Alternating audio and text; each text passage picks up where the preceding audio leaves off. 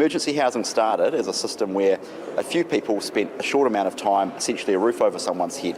What it's turned into is a institutionalised bureaucracy where now around 3,000 families live in those motels. Of that, Okay, do we need to stop there? Institutionalised bureaucracy, emergency housing. So he's basically saying this is no longer a need. This is just some people rorting the system and living for free. That's what he is saying, Chewy. What a demon. Like emergency let's cast our mind back. Do you remember when there was an absolute crisis of people living in cars? Yeah. And Paula Bennett went out and about and knocked on car windows and actually found out that people really actually wanted to live in their cars, that it was by choice. We had a crisis of that. And then fast forward a little bit, and we had COVID, and we were going into a lockdown or a quarantine situation where people would be living on the streets during a respiratory pandemic.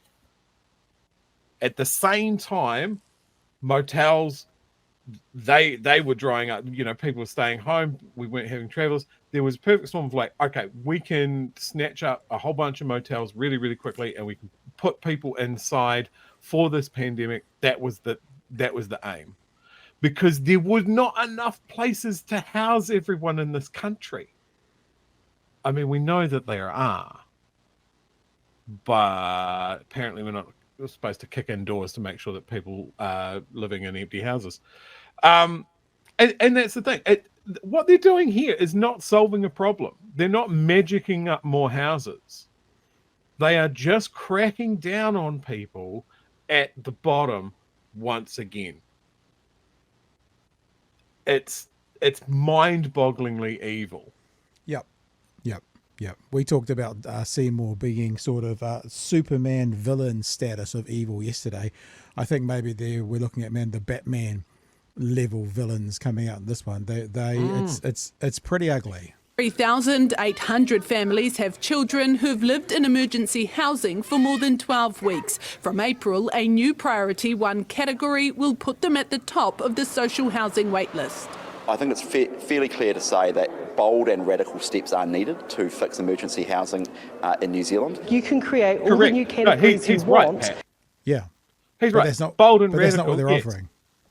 Build more fucking houses. Yep. That's bold and radical. Bold and radical is saying in this country we should not have hungry people. In this country we should not have homeless people. That's bold and radical. Let's do that. Let's do what Chris Bishop, that's what he meant, right? I think so. I think he must have, or else he meant that and he's been corrected by the 9th floor once he left this stand-up. We'll keep going with Megan Woods. But unless there are houses to move people into and out of motels, then you're not going to solve the housing crisis. We don't really have enough housing to move these families out into. The biggest chunk of the government's plan is... I thought about this as well, Chewy. Now, I think, we had a nice little epiphany last night about the way that David Seymour negates evidence. I had another one this afternoon, actually not for this story, but when we're going to talk about Karen Chihoa, is that this government says all the time, we're going to bring in outside experts. We're a bit worried about that when it comes to privatisation, but they're like, we're going to get the right people who have the answers and bring them in from the outside, except for when it's a policy they want to get rid of. Because when it comes to things like this, the experts are that guy from Salvation Army. They won't listen to him. The experts are, the emergency housing people. They will ignore them. They will ignore the experts when they don't want to put a policy in. They will seek outside expert advice when they do. And when we keep hearing them talking about they want to, be advised and work with experts, it's only for the stuff they want to push through. For the stuff they don't want, they stay as far away from the experts as possible. And I'm seeing it here as well, because all the people are telling them this is not the way to do it, yet they're ignoring them.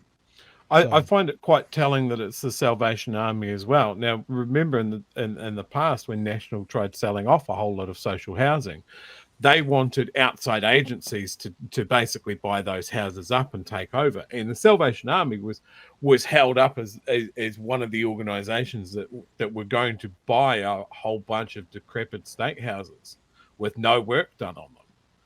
And it didn't happen. And then they went, well, the social agencies don't want it, so we'll just sell off the land. We won't build any houses. And I see a comment there that like the News Talk ZB crowd are fucking loving this stuff. And I've seen it in the rhetoric online. You know, who cares if the kids are hungry? It's the parents' fault. It's the parents' responsibility to feed them. Yeah, that might be the case. But the end result is a hungry kid that isn't going to learn properly. The evidence shows that. And a kid that's not learning, that is not engaged, goes off and gets engaged in something else. Gets engaged with a gang. Gets engaged with addiction. He gets engaged with crime. And then we're back in the same fucking circle again. And these guys don't see that. If we haven't got these, they need fed, they need a place to live. I don't care what the situation of the parents is. No child should be punished by the sins of the father or the sins of the mother.